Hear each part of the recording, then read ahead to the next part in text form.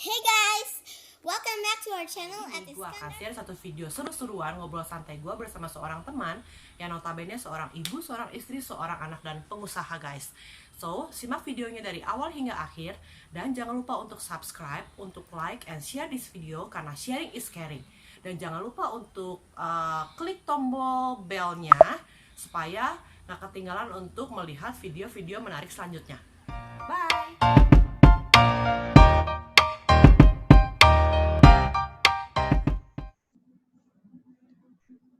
Halo, Eva. Hai, apa kabar? Good, mulai Good. bosan di rumah. Gitu ya? Iya betul betul betul. PSBB-nya terlalu lama kali ya. Ya, too long. Tolong ya. Thank you ya Eva ya for menyediakan waktu buat kita mengobrol gitu. Sama-sama, no problem. Biar gak bosen kan? Betul dan kita pengennya bisa membagi-bagikan ngobrolan kita supaya ibu-ibu di tempat lain juga sama ya, nggak bosen gitu. Tapi bisa belajar sesuatu baru lah ya. Ya. Semoga berfaedah ya omongan gue ya. Amin gitu. Oke, Pak, gue introduce lu dulu ya, yang yang gue tahu tentang lu gitu ya. Nah, Eva ini teman gue, she's a mother of two, right? Two children ya. Umur berapa, Pak?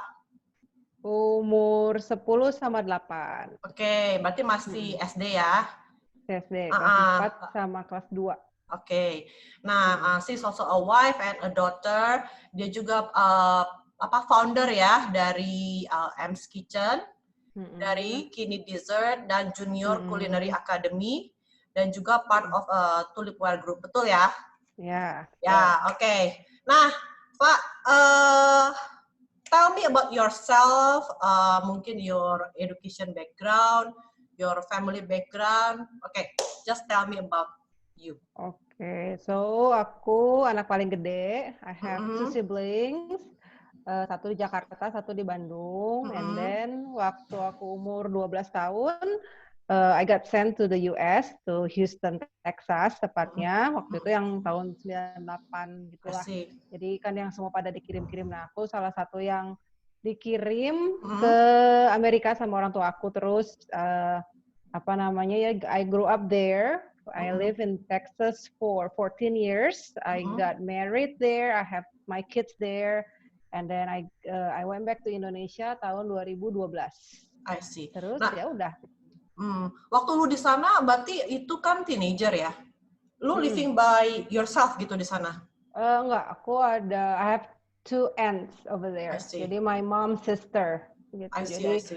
For the first 5 years I live with one of them yang istrinya pendeta FGF, and then another 2 years I live with my other aunt yang kawin sama bule. Terus and then after that I just live on my own. Struggle-nya? Up and down di sana? Sebenarnya yang pengen keluar negeri dari kecil, dari SD itu kan memang gue pengen. Tapi kan gue sebenarnya pengennya kan ke Singapura gitulah, nggak pernah kepikiran bakal dikirimnya langsung ke Amerika gitu kan, enggak. Jadi jauh banget ya? Memang jauh banget dan sendiri pula kan. Ya, gitu. Terus jadi pas tinggal di sana pas awal-awal sih ya seneng karena emang aku pengen gitu. Cuman there are times when I was feel lonely juga karena kan aku dekat sama papa gitu. Jadi waktu sana I kind of lost a father figure for my teenage year. Gitu. Terus ya itulah struggle-nya itu doang. Jadi kayak kangen orang tua. Tapi luckily every year atau ya pokoknya minimal once a year, either I go back to Indo or my parents visit me in the US. Jadi koneksi sama Indonesianya tuh terus ada. Terus kan I grew up in IFGF kan, which is an Indonesian church and my uncle is a pastor there. Jadi budaya Indonesianya tuh masih kental banget dan nempel. Makanya waktu I move back to Indonesia, I didn't have any struggle gitu. Kan banyak yang nanya kan kenapa kan di Amerika lebih enak gitu kan. Betul. Ya, I guess it depends on the situation of every individual ya. Karena kalau aku aku kangen gitu have that family gathering, ngumpul-ngumpul sama keluarga. Ya. Tapi kan ada orang yang memang nggak terlalu akur sama keluarganya. Jadi kalau mereka pindah ke Amerika, ya itu they have their own life gitu, they start new. Gitu. Jadi kalau buat gue lebih suka aku lebih senang tinggal di Indonesia. I see. Nggak terlalu homesick juga sih ya, nggak terlalu culture shock pas balik ke sini ya. Enggak, cuman ya yang nggak ada waktu pulang awal-awal struggle-nya itu, for me not too many struggle because kan gue pulangnya ke Bandung kan, which is my hometown. So I kind of have friends from when I was little. Tapi my husband itu yang kasihan. Tapi untungnya karena my husband orang Jakarta gitu. Tapi untungnya dia orangnya sangat-sangat friendly, gampang banget bergaul. Jadi ya he fit in very easily lah. Gitu. Cuman di awal struggle-nya itu ke teman-temannya kan teman-teman yang lama semua kan. Jadi teman-teman baru ya you have to build new friendships again. I see. Okay. Jadi so what brought you back to Indonesia and waktu itu kan berarti lu pulang itu berarti sudah berkeluarga, sudah ada anak ya. Nah, so and then what do you think also about the market, ini sense of business ya, market di Indonesia and then ya in the business term menurut lu seperti apa? Jadi yang pertama itu pulang karena memang papa sih nggak pernah minta kita untuk pulang, cuman emang deep down inside ya karena aku very connected to the Indonesian culture. Ya terus aku kangen gitu I want my kids to grow up in the family like big family situation gitu. Jadi makanya aku pulang. Terus kebetulan si papa juga walaupun dia nggak minta cuman kayaknya dia I feel like he needs somebody to help him gitu. Dan the funny thing is, once I got home, terus satu hari aku lagi di kamarnya si papa gitu kan, lagi beres-beres. Terus aku lihat kayak ada catatan gitu di Alkitabnya dia. And it was his prayer list gitu. Salah satu wish-nya dia itu, and then I don't know from what year, pokoknya it's written in there, pengen Eva pulang ke Indonesia gitu, untuk bantuin. Jadi berarti, itu memang prayer-nya, tapi dia nggak pernah express it to me or discuss it with me, nggak pernah. Cuman emang kayaknya itu deep down inside dia pernah tulis dan ya it became reality. I guess I went back home gitu. Ya, berarti doa orang tua itu powerful banget ya. Jadi sangat. Ya, malah jadi bisa, maksudnya ya bisa. Ya intinya Tuhan berbicara dalam hati lu juga maksudnya pulang itu kan part of his prayer juga ya. Iya. Tanpa papa ngomong sama gua. Terus kalau in terms of business opportunity, of course lah di Indo business opportunity-nya itu very fast. Maksudnya banyak banget gitu kan. Kayak ya contohnya lah gua buka M's Kitchen gitu kan, gua bukan bakery yang kayak big bakery or whatever, it's just home industry, tapi kliennya tuh is always there gitu. Gua ya. Di Indonesia, of course you are my VIP cinnamon roll client. Soalnya enak banget tuh. Iya, terus jadi kalau kata gue di Indonesia itu, lu mau bikin bisnis hari itu punya ide, lu jual selama lu punya temen yang willing to support you, langsung jalan gitu loh. Di Indonesia tuh jauh lebih gampang karena rules and regulation-nya ya memang is negatif dan positif sih ya. Rules and regulation kan di sini nggak jelas. Jadi kayak kalau mau jualan apa lu bisa langsung jualan gitu kan. Nggak perlu izin. Maksudnya kalau yang nggak resmi banget lu nggak perlu izin, nggak perlu apa, kayak home industry lu bisa langsung jalan. Kalau di Amerika kan ya unit kayak certification lah untuk makanan lu, kayak health inspection-nya segala macem. Lebih ribet gitu. Dan Amerika itu ya at least waktu gue tinggal di sana sosial media kan belum kayak sekarang kan, belum ada Instagram tahun 2000 prior to 2012 itu kan belum terlalu BBM aja, BlackBerry aja tuh di Amerika nggak terlalu gitu. Iya, betul. Ya, di Amerika tuh jadi orang lebih sangat-sangat individualistic, and lu kalau mau jualan ke bule pun bule belum tentu mau beli barang lu gitu. Ya, lebih kritis ya mereka ya. Iya, dan mereka lebih careful. Kalau di Indonesia kan you can sell to anyone, wherever, whenever you want. That's right. Jadi di Indonesia jauh lebih enak sih untuk bisnis. Untuk bisnis term ya.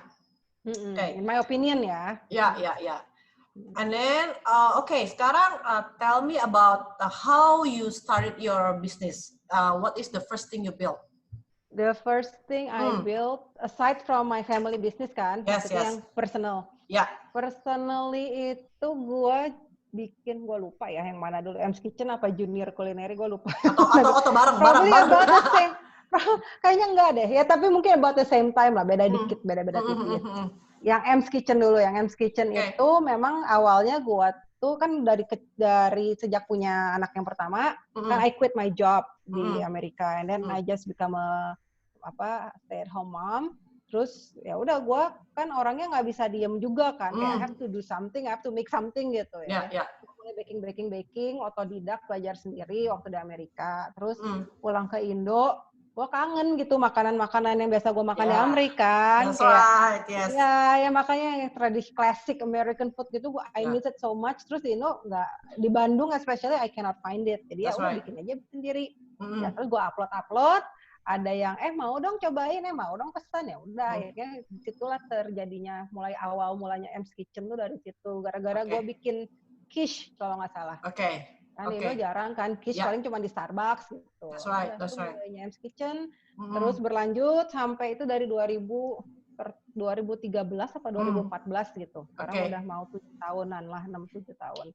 Terus yang berikutnya itu Junior Culinary. Junior Culinary itu sebenarnya aku joinan sama teman aku namanya Monica. She's my friend dari mama kita teman gereja. Terus aku temenan sama dia udah lama juga. Terus we go to the same church. And then she started it first for a year, and then after a year she needs a new partner gitu in that academy. And then she asked me to join. Ya udah, from then on I join with her. I teach kids cooking class sampai hari ini. I see. So kini ya yang terakhir ya? Ya terakhir kini dessert itu karena ya gue tergila-gila dengan boba saat kelihatan. So I tried all the boba yang I could try. Yes. So, and then one day ya sama Monik juga sih, kita lagi mau kelas cooking, and then kepikiran ini bahan-bahan boba cake ini kok kayak enak juga dibikin minuman ya. Yes. Kita bikin minuman, and then the rest is history sampai hari ini.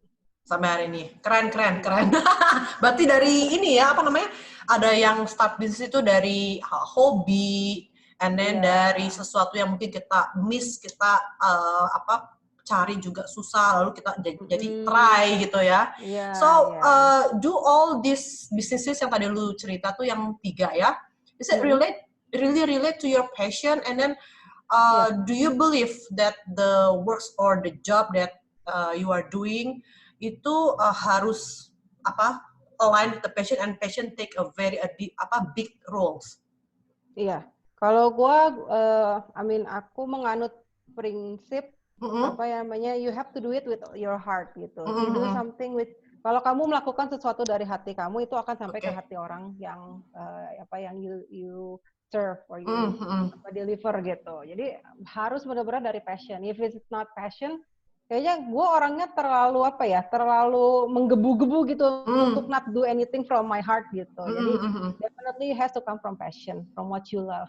Jadi ngerjainnya nggak beban. Dan customer also can maybe mereka juga bisa taste ya, maksudnya the product itu benar-benar maksimal kualitasnya dan lain sebagainya, mungkin karena dari si pembuatnya gitu ya. Jadi mereka pasti berasa lah ya. Iya. Aku percaya dalam hal apapun ya, termasuk pelayanan di gereja. If you do it from your heart, it will touch a lot of people. If you just do it for show, if you just do it for, gue nganggur nih, gue punya waktu, yaudah why not. Nah, kalau kayak gitu kayaknya biasa impact-nya tuh nggak as powerful as if you were doing it from your heart. That's right. So impact-nya yang berasa ya after ininya. So what is your kedepannya gitu ya, visi misi dari each of your businesses tadi, atau yang tiga-tiganya itu kedepannya mau jadi seperti apa? Pengennya?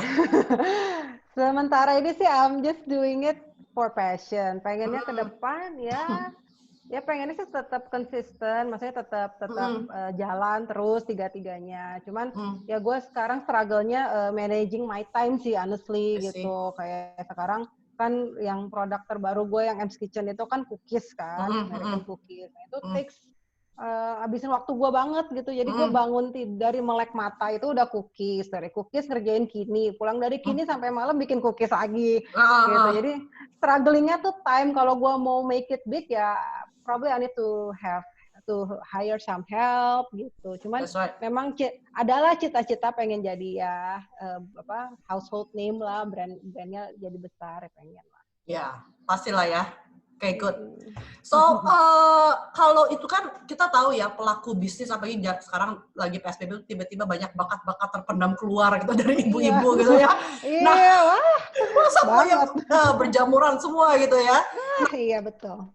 How do you compete with those other businesses yang mungkin scope-nya sama atau mirip? How do you compete with them? I try not to have not to have the mindset of competing with other people gitu. Maksudnya, I just do it because I love it, and then I do it out of my heart. So, lo mau beli boleh, lo nggak mau beli nggak apa-apa gitu. So it's back to the mindset berarti ya sebagai business owner harus punya mindset yang positif yang benar dulu ya. Karena because percaya nggak sih kalau misalkan kita udah punya mindset yang benar, kita melakukannya dari hati yang tadi lu bilang produknya bagus dan rezeki itu akan follow sih sebetulnya ya. Iya. Kata gue sih ya apalagi ya of course you need to stay competitive lah of course. Jadi kalau misalnya ada ide-ide baru ya you try to improve juga gitu. Maksudnya jangan completely oblivious with your surrounding. Of course you need to watch but don't take it too seriously gitu. Don't make it like a competition. Wah, dia keluarin produk ini, gue harus keluarin produk ini gitu ya. Maksudnya, if you are inspired by it, that's fine. Gitu. That's right. I think you should be inspired by it, but don't try to compete with it because you will feel disappointed gitu. Nanti kalau misalnya nggak sesuai ekspektasi lo, you feel disappointed and you feel down, terus jadi nggak mood. Nah itu gue. Jadi beban ya, jadi burden. Jadi beban. Oke. Padahal ya, if you're doing it for out of passion, for fun, ya malah sebenarnya tuh enjoyable gitu. Yes. Tetap tapi harus terinspirasi melihat kebutuhan market dan lain sebagainya itu untuk pelajaran lah ya. Ya harus stay current ya, maksudnya ikutin tren tuh tetap harus, kalau enggak ya jalan gitu. Dan itu berlaku di semua area of your life sih. Big businesses, small businesses gitu. Itu di gereja pun gitu. Lo harus ngikutin tren gitu. Kalau enggak people will leave you. That's right. Sama ini teknologi ya. Ini. Harus bukan compete sih, maksudnya harus bisa catch up juga, kalau nggak nanti ketinggalan sama anak-anak gitu ya. Exactly. Even my parents sekarang udah bisa Zoom. Better than keren banget. Oh, really? Dia bisa change the background yang jadi kayak di mana di pantai gitu. Iya. I don't know how to do it. Gitu. Gue juga nggak tahu. Harus diajarin anak gue kalau itu. Makanya mama papa gue tahu. Yes, keren banget, keren. Emang harus gitu sih ya, harus stay up to date lah ya. Ya, stay up to date. Itu aku juga learn from my parents sih. They like to learn. Jadi mama papa walaupun udah umur 60-an tapi mereka nggak kuno gitu. Harus tetap bisa keep up ya. Ya. So, the next questions. How many people that work together with you? And how do you find your business partner? Tadi udah diulas ya, yang business partner mah kan dari Monica karena udah and then so the total will be how many people after you and Monique together? Kalau yang di JCA sama Kini Dessert kita berempat. Jadi gua, Monique, ada satu lagi Feli dan Gaby, itu udah lama kerja bareng sama kita. Kalau di M's Kitchen, just me, myself, and I, sama pembantu yang di rumah yang nyuci-nyuci. Terus kalau Tulipware ya banyak sih. Kalau Tulipware kan ada kantornya, ada banyak lah kalau Tulipware. I see. So how do you deal with your fellow business partners and then deal with your staff? Kalau misalkan pas terjadi problem nih, first things, biasanya kan problems itu occur sama business partner. Nah, lalu ada juga problems yang occur with the pegawai ya, staff. Then how do you deal with each one of them?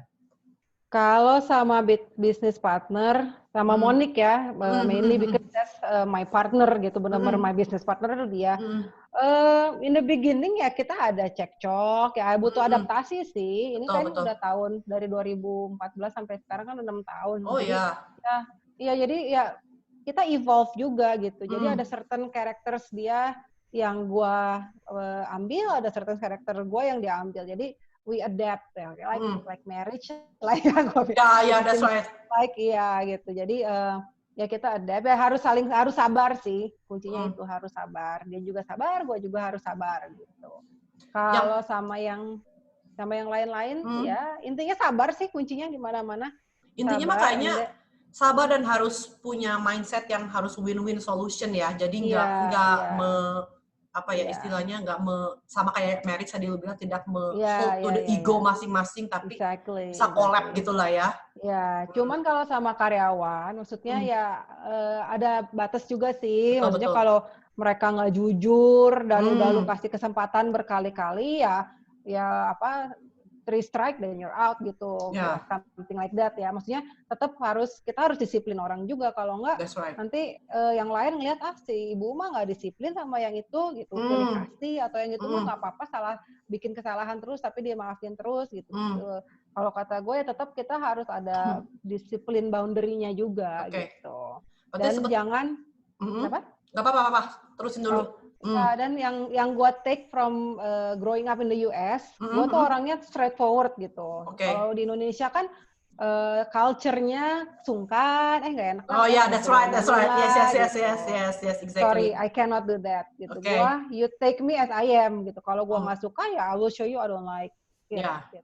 That's right. Over the years, gue juga belajar lah how to sugarcoat it a little bit. Jadi nggak too frontal ya. Cuman memang karena growing up di Amerika itu, gue tend to be very frontal. If I don't like it, I will just tell you, I don't like it, don't do this. Gitu. Yes. Berarti kalau dari kacamata business owner itu pengen kalau karyawan itu punya satu attitude dulu ya, the first place ya. Iya. Jadi kayak misalkan dia pintar, dia pandai dan lain sebagainya, itu mungkin bonus yang mengikuti, tapi attitude orang itu harus yang pertama ya. Attitude kan meliputi apa tadi? Kejujuran yang pasti. Terus rendah hati, mau belajar, open minded mungkin ya. Iya, rajin. Jangan ditegur sekali langsung caw gitu ya. Boro-boro kadang nggak even ditegur juga langsung caw. Gitu ya. Makanya harus punya open minded sebetulnya ya, bahwa ranah pekerjaan itu kan sebetulnya untuk sekolah nomor 2 ya sebetulnya ya.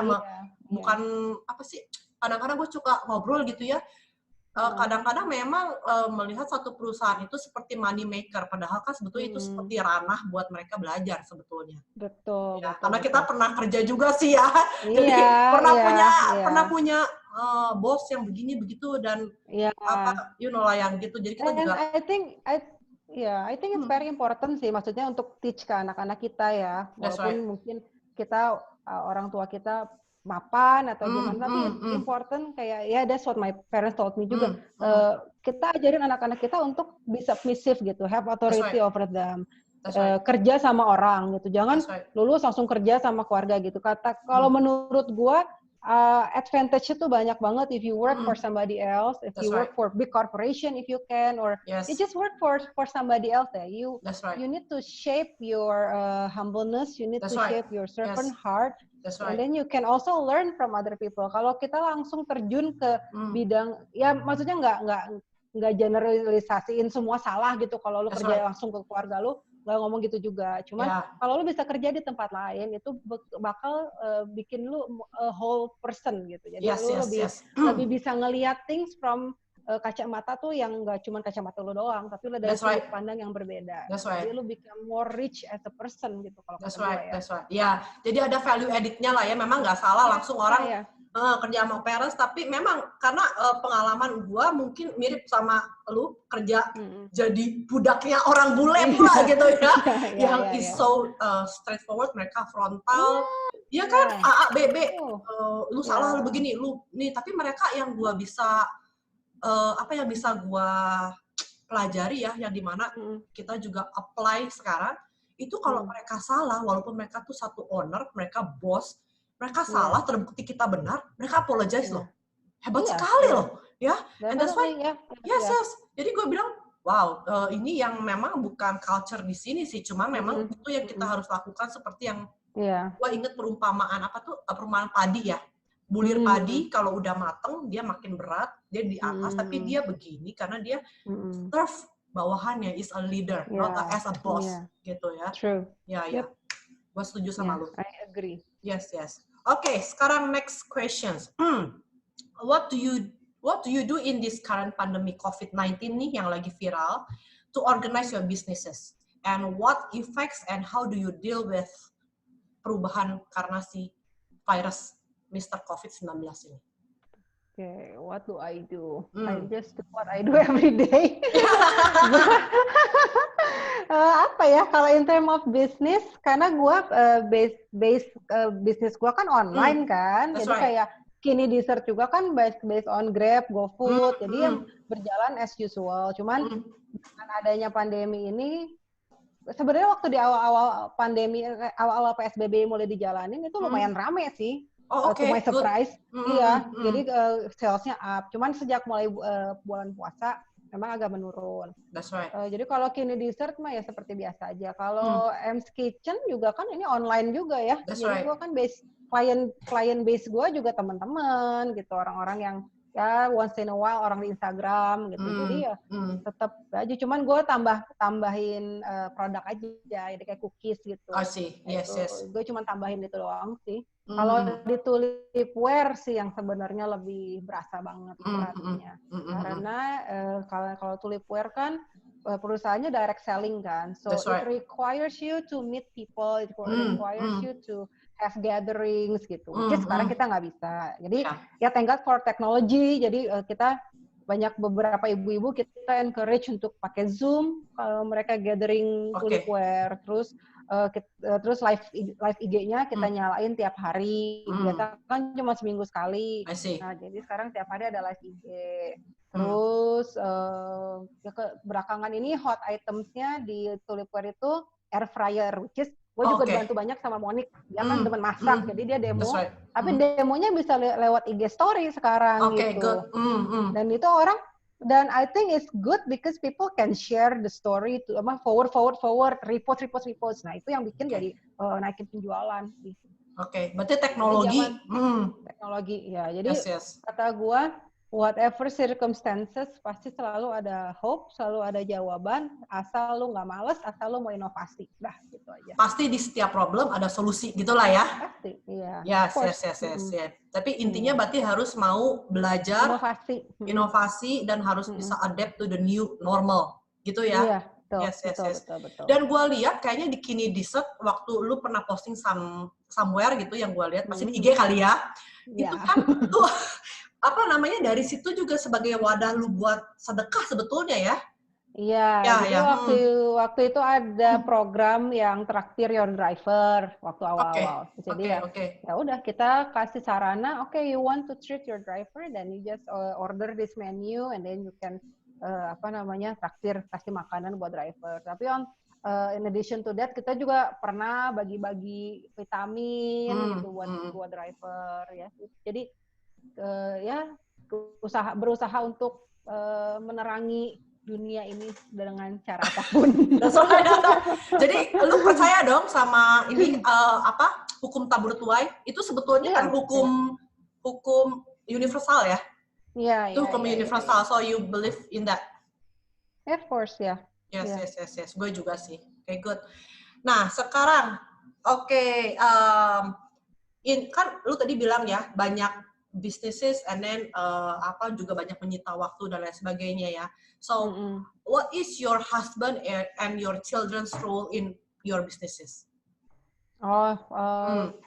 Huge. Huge, okay. I'm lucky to have supportive husband. Jadi my husband is very supportive in everything that I do gitu. Kayak kalau gue lagi bikin cookies, dia nyobain, of course. Terus yes.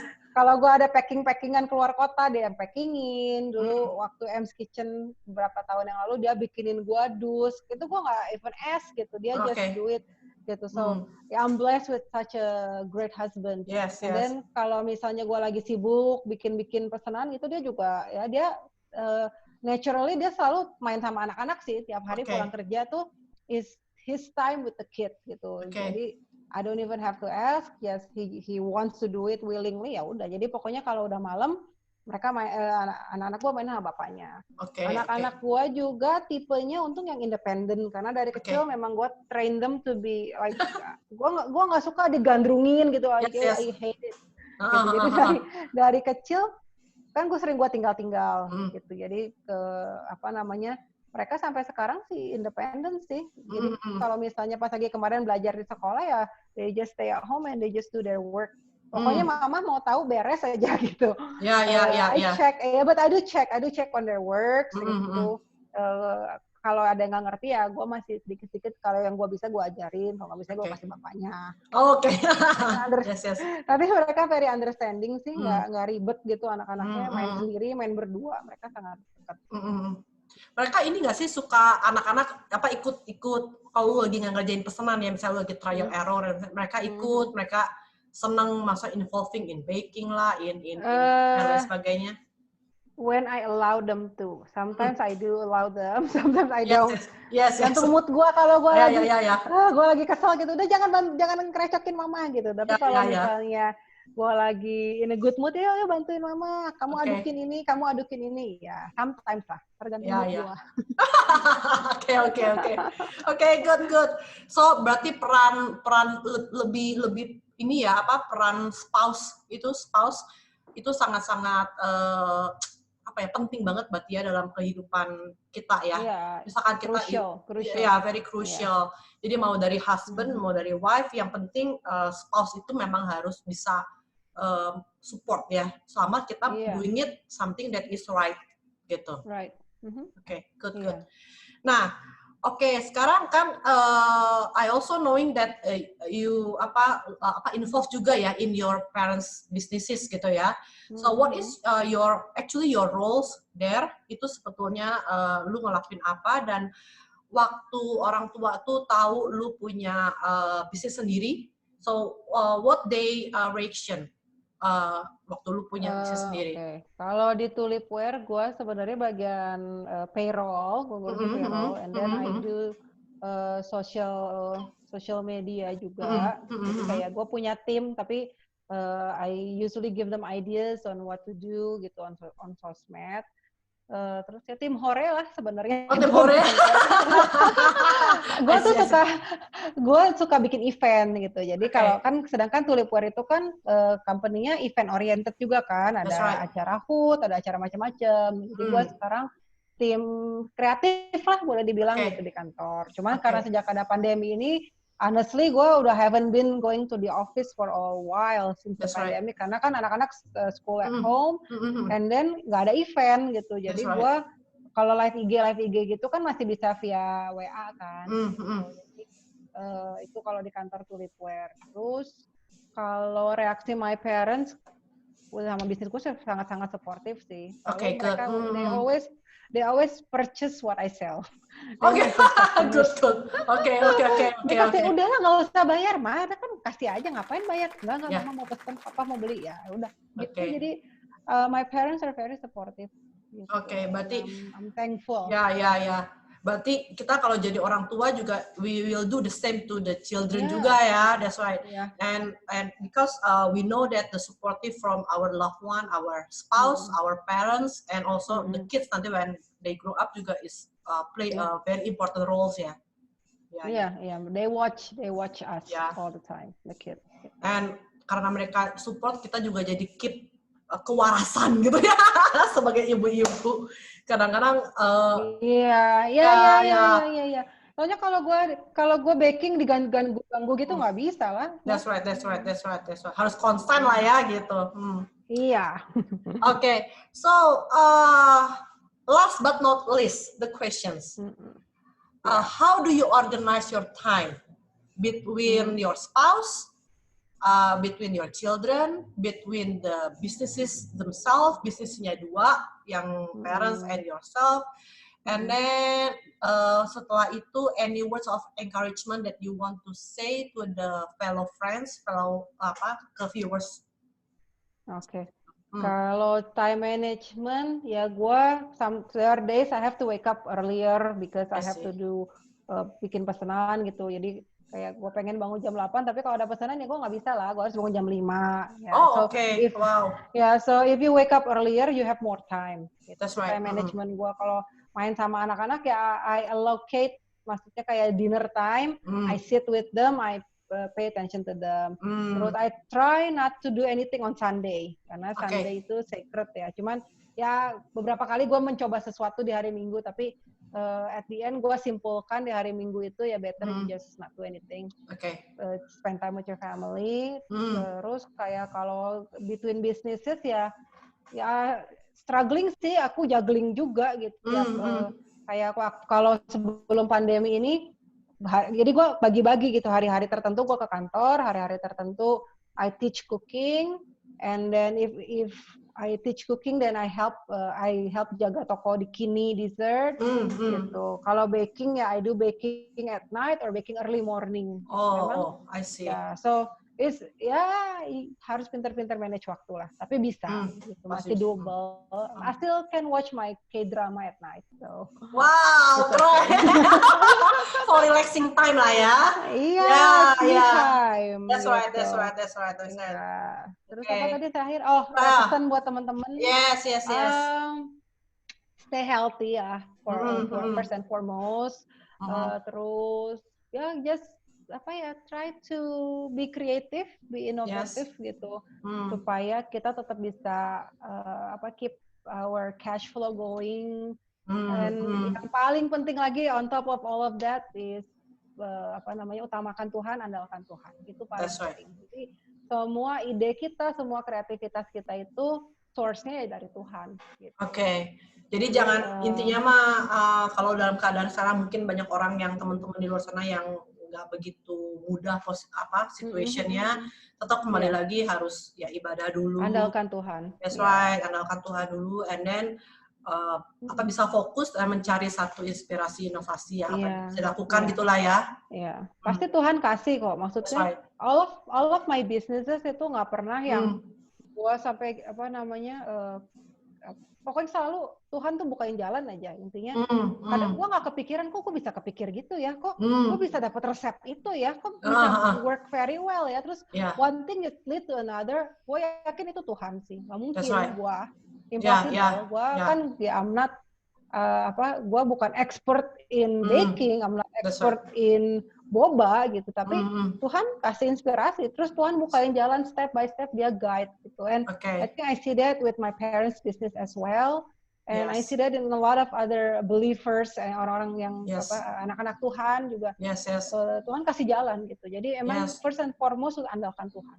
Betul. Jadi harus berdoa dan selalu beriman ya, harus punya hope, jangan putus asa gitu ya. That's right. Oke, Eva, thank you very much. And then kalau boleh nanti gua taruh your Instagram ya, for your businesses ya di sini. Ya, and then thank you very much for your time. Kita udah ngobrol seru banget. Nanti kita next time kalau udah boleh ketemu, kita ngobrol lagi ya. Jadi nggak pakai Zoom lagi gitu. Oke. Thank you, Muti. Thank you, Siapakah aku juga, diinterview sama Muti? Sama-sama gitu loh. Intinya kita hopefully banyak ibu-ibu di luar sana yang kayak kita juga. Kita saling sharing, saling belajar lah. Kan kita juga sama ya, belajar daripada yang udah juga gitu. Iya, ya gue juga suka lo bikin masker tuh pas kemarin awal-awal. Itu good idea loh. Thank you. Ya. Oke, Eva. So mungkin ada lagi yang mau dibilang atau enggak? Cukup? Itu aja, I think. Oke. Thank you very much. Salam buat your parents, your husband, and your children. So we hope we'll meet you at school. In person, In person, yes. After nanti Juni kan, udah fase 2, fase berapa tuh? Udah boleh ketemu Semoga udah boleh keluar rumah gitu ya. Oke, thank you very much. God bless you. And enjoy your weekend. Alright, you too. Thank you. Bye. Dadah. Bye. Thank you. Thank you.